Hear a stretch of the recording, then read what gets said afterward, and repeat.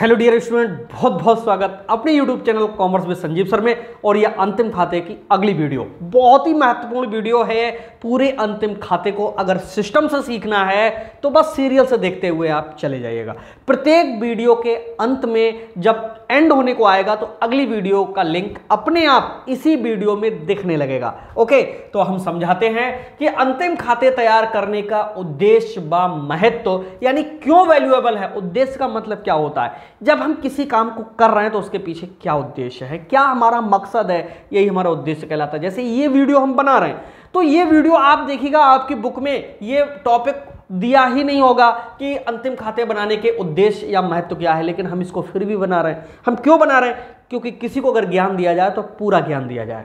अधूरा ज्ञान भाई बहुत खतरनाक होता है। तो पूरे ज्ञान के लिए जरूरत होती है एक सिस्टम से चलना, एक चैन से चलना। बिल्कुल चैन से आपके लिए सिखा रहे हैं। और ना मानो तो आप देख लीजिएगा क्या आपके बुक में ये टॉपिक है। अगर हो तो यस में कमेंट करना, ना हो तो लिख देना कि सर जी वास्तव में नहीं था। ओके, एक दो बुक्स में दिया हुआ हो भी सकता है।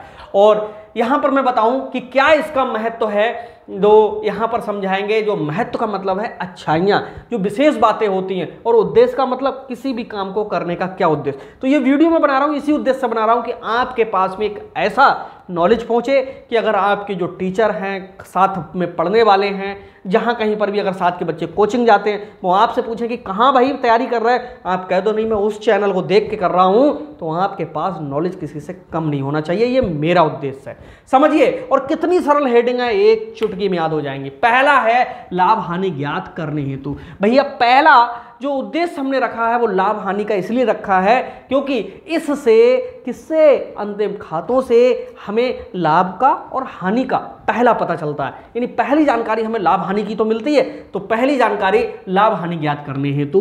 दूसरा उद्देश्य है व्यापार की आर्थिक स्थिति ज्ञात करने हेतु।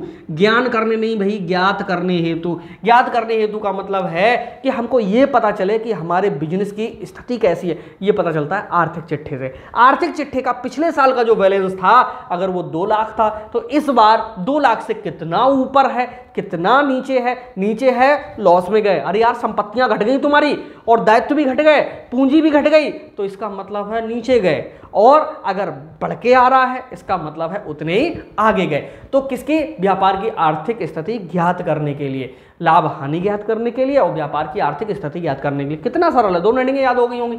गत वर्षों से तुलना करने के लिए, यही मैं बताना चाह रहा हूं कि मान लीजिएगा पिछले साल बैलेंस शीट हमारी 2 लाख दिखा रही थी और इस साल 2,70,000 दिखा रही, तो हमने ग्रोथ कितनी की है, वृद्धि कितनी की है, बढ़ोतरी कितनी की है, 70,000 रुपए।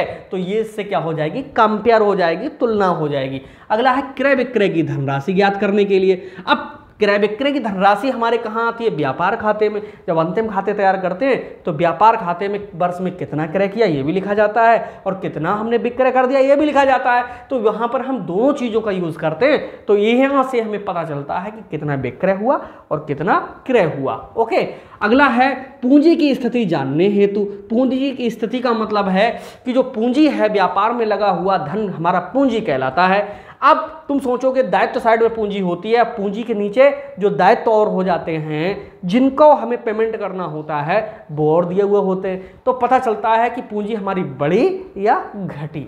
अगला है दायित्वों की स्पष्ट जानकारी हेतु। स्पष्ट जानकारी का मतलब कितना हमने बैंक से लिया है, कितने हमारे लेनदार हैं, क्रेडिटर्स हैं, कितना हमें पेमेंट करने को रहेगा, जो कि अदत्त होते हैं। आगे सब मिलेगा समायोजन में, घबराइएगा नहीं। इन हेडिंगों को 1-2 बार पढ़ लेंगे, सब क्लियर हो जाएगा। अगला है अंतिम रहतिया की जानकारी हेतु। हर व्यापारी ये चाहता है कि वर्ष के अंत में उसे ये पता चल जाता कि कितना माल बिकने से रह गया। व्यापार में बिना बिके हुए माल को हम अंतिम रहतिया कहते हैं। अब जो रहतिया या जो स्टॉक, रहतिया किसे कहते हैं, जिस माल को हम बेच रहे हैं फटाफट, गोडाउन में रखा हुआ सामान, वही हमारा स्टॉक कहलाता है। अंग्रेजी में स्टॉक और हिंदी में रहतिया कहते हैं। अब वो कितना बिकने से रह गया है ये जानकारी के लिए हम अंतिम रहतिया की जानकारी के लिए अंतिम खातों को बनाते हैं। अगला है व्यय तथा आय की तुलना हेतु। भाई जितनी इनकम होती हैं सब क्रेडिट साइड में लिखी जाती है, लाभ हानि के धनी पक्ष में लिखी जाती हैं। और जितना माल बेचते हैं व्यापार खाते के क्रेडिट साइड में यानी विक्रय के नाम से लिखा जाता है। तो यहाँ पर बेटा हमें कितना व्यय और कितनी आय है इसकी तुलना करने का मौका मिल जाता है। अगला है व्यापारिक आंकड़े तैयार करने हेतु। व्यापारिक आंकड़े का मतलब जानते हो, आंकड़ा का मतलब कुछ और नहीं होता है, इसमें जो डिजिट निकल करके आती हैं कि हमारा कितना विक्रय हो गया, कितना क्रय हो गया, कितनी मजदूरी दे दी, कितना वेतन दे दिया, कितना भाड़ा दे दिया, कितनी ढुलाई दे दी, कितनी कमीशन आई, कितनी हमने कमीशन दी, कितनी छूट हमें मिली, कितनी हमने छूट दी। ये सब एक प्रकार से जो अमाउंट सबकी लिखी हुई होती है वही हमारे आंकड़े होते हैं। ठीक है, तो ये आंकड़ा और अच्छे समझोगे आंकड़े के बारे में, कॉमर्स पढ़ रहे हो यार। जैसे सन 2010 में पेट्रोल 60 रुपये लीटर था, 2015 में 80 रुपये लीटर पहुंच गया और 2021 में 100 रुपये लीटर पहुंच गया। तो ये बेटा आंकड़े बनते चले जा रहे हैं, जो ये अमाउंट निकल कर आ रही इसी को हम क्या कहते हैं, आंकड़े कहते हैं। ओके, भविष्य की योजना बनाने हेतु, भविष्य की योजना का मतलब है कि अगर 2, 3, 4 साल पीछे की स्टडी करेंगे, हमारा बिजनेस हर साल बढ़ता जा रहा, बढ़ता जा रहा, बढ़ता जा रहा, तो हम क्या करेंगे, अपने बिजनेस को और बढ़ाने का प्रयास करेंगे। हमें पता है कि ग्राहकों की संख्या हमारी बढ़ रही। जैसे एक दिन वो था कि हमारे चैनल पर बहुत कम सब्सक्राइबर थे और अब धीरे धीरे बढ़ते जा रहे हैं। आप लोग चैनल सब्सक्राइब भी करते हो, अपने दोस्तों को भी शेयर करते हो, तो संख्या बढ़ती चली जा रही।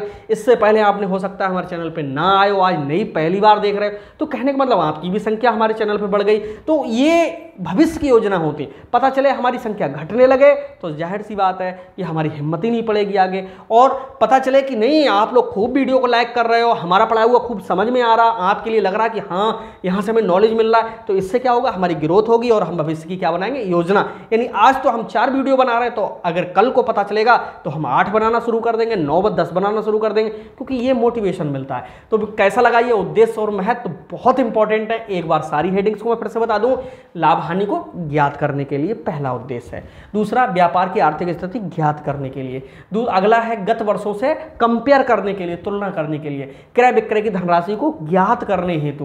पूंजी की स्थिति जानने हेतु कि हमारी कितनी पूंजी है, व्यापार में लगे हुए धन को पूंजी कहते हैं। दायित्वों की स्पष्ट जानकारी। दायित्व का मतलब किस किस का भी हमें पेमेंट करना है। अब तुम सोचो पूंजी भी दायित्व, अरे पूंजी तो अपना है। व्यापार में दायित्व साइड में इसलिए पूंजी लिखी जाती है, संपत्तियों के बराबर में पूंजी और प्लस दायित्व होते हैं। यानी हमने जितना पैसा लगाया, हम कहते हैं पूंजी लगाई, पूंजी लगाई है, उससे कुछ ना कुछ खरीदा होगा, वो सब संपत्तियां बनती चली गई। और उल्टी साइड में क्या है कि वो संपत्तियों का टोटल हमारे पूंजी और कितना कितना पेमेंट करना उसके बराबरी तो है। समझ जाओगे आगे, घबराना बिल्कुल नहीं अगर कम समझ में आए।